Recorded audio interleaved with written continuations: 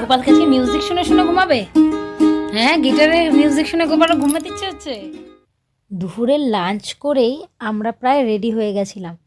তখন প্রায় 3:30 পৌনে 4টে বেজে গেছে। এই যে আমার ছেলে, অনু, জামাইবাবু সবাই এসে রাস্তায় দাঁড়িয়ে রয়েছি। দিদি আসলেই আমরা বেরিয়ে পড়বো। তো এই যে আমিও রেডি সেডি হয়ে নিয়েছি। আজকে শনিবার ছিল, নিরামিষ টিরামিষ খেয়ে আমরা সব বেরিয়ে পড়লাম। কোথায় যাচ্ছি? প্রথমেই থাম্বনেল দেখেই তো বুঝতে পেরেছো, মার কাছে যাচ্ছি, মা শ্যাম সুন্দরী। অনেক দিন ধরে মায়ের কাছে যাওয়ার জন্য মনটা ছটফট করছিল। তো দিদির বাড়িতে ঘুরতে এসেছি, দিদি হঠাৎ বলল চল আজকেই বেরিয়ে পড়ি। এখানে দেখো আমরা বাসে করে শুক্লা স্ট্রিট নেমে পৌঁছে গেছি। দিদির বাড়ির থেকে বেশি একটা দূর না। ওরে বাপ রে বাপ, লাইন দেখে তো আমাদের মাথায় ঘুরে গেছে। লাইনের কোনো শেষ নেই, সীমাও নেই, শুরুও নেই। তো আমরা লাইনে দাঁড়িয়ে পড়েছি।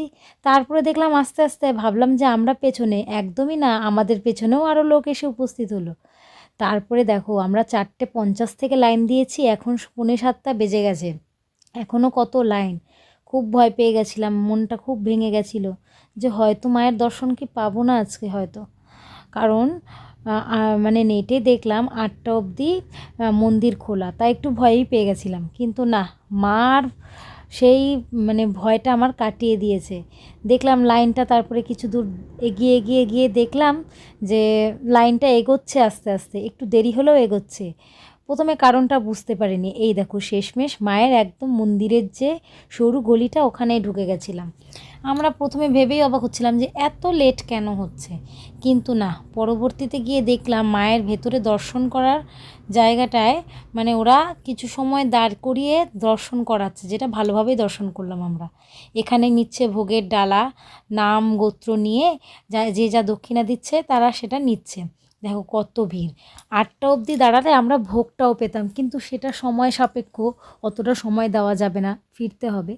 এই দেখো শেষমেশ ঢুকলাম, মায়ের দর্শন করলাম। জয় মা শ্যামসুন্দরী মা।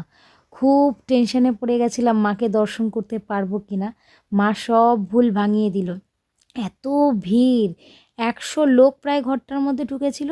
তখন আমরা সেই ফাঁক দিয়ে মায়ের দর্শন করলাম, মনটা জুড়িয়ে গেল সত্যি বন্ধুরা। তারপরে সামনের থেকে দর্শন করে পাশের যে ঘরটায় ছিলাম সেখান থেকেও মায়ের দর্শন করলাম। যতটা ছবি, যতক্ষণ তাকিয়ে থাকা যায়, অনেক কটা ছবিও নিয়েছি মার। আর এই দেখো অনেকক্ষণ মাকে দেখলাম, মন প্রাণ ভরে দেখলাম, মায়ের কাছে প্রার্থনা করলাম। তারপরে আর কি, বাড়ি ফেরা বাসে করে দিদি বাড়িতে চলে আসলাম আবার। টিপটি মানে একটা দিয়ে হবে, টিপটি।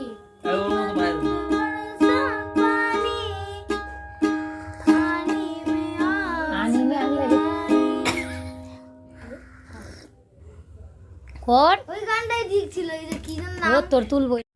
কান্দে শুধু মন কেন কান্দে রে, কান্দে শুধু মন কেন কান্দে রে, যখন সোনালি রূপলি আলো নদীর বুকে বাসা বাঁধে রে। এমনটাই গাছ, এটা কি যেন আমি করছি পুরো এরকম রকস্টারের মতো আস্তে আস্তে।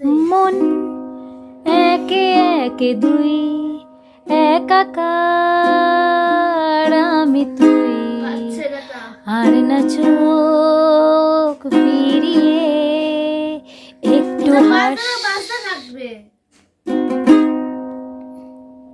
ডাক নামে ডেকে যাই আস্তে, সেই আগের তোকে। কি কমাবি? আমি আবার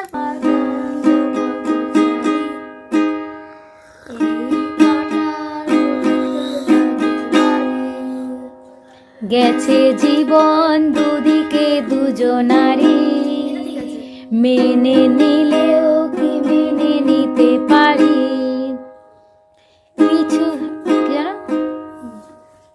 চলে গিয়েও, তারপর ওই বই করতে হবে, চলে গিয়েও, যেতে গিয়েও যেন নাগালে না পাই, এভাবে হেরে যাই যে ঘুরে তাকাই, কেমন যেন আলাদা আলাদা সব আলগা হয়ে যায়। বসে পড়েছি তাই, কেমন যেন আলাদা আলাদা দেখছি।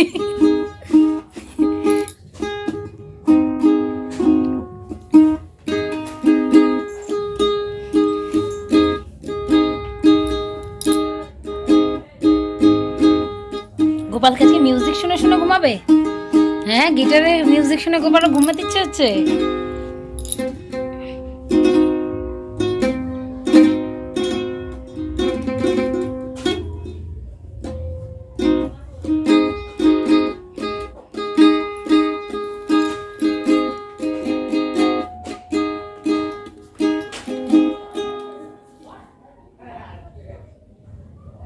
গোপুর বিছানাটা তো হেবি সুন্দর। লাভ শেপের ওটা কি? ওটা খেলনা?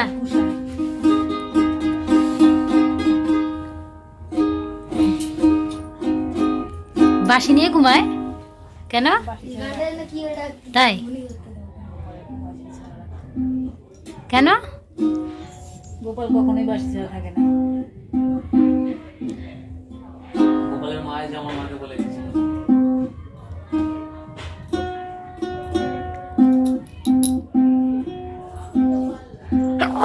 মাঙ্কু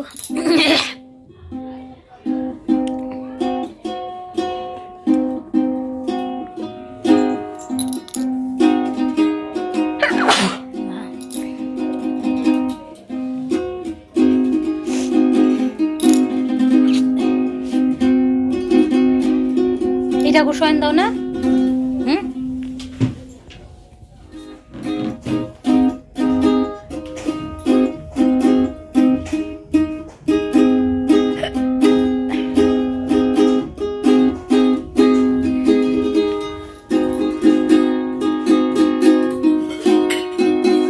এবার নষ্ট হয়ে যাবে, ছেড়ে দে এবার। অনেকক্ষণ লাইন দিয়ে আমরা প্রত্যেকেই হাঁপিয়ে গেছিলাম প্রচণ্ড, আর জার্নি করেও এসছি সবাই। তো যাই হোক, আজকের রাতে ব্লগটা আর বেশি বড় করলাম না, ব্লগটা এখানেই এন্ড করলাম। কেমন লাগলো অবশ্যই কিন্তু জানিও কমেন্টে বন্ধুরা। টাটা।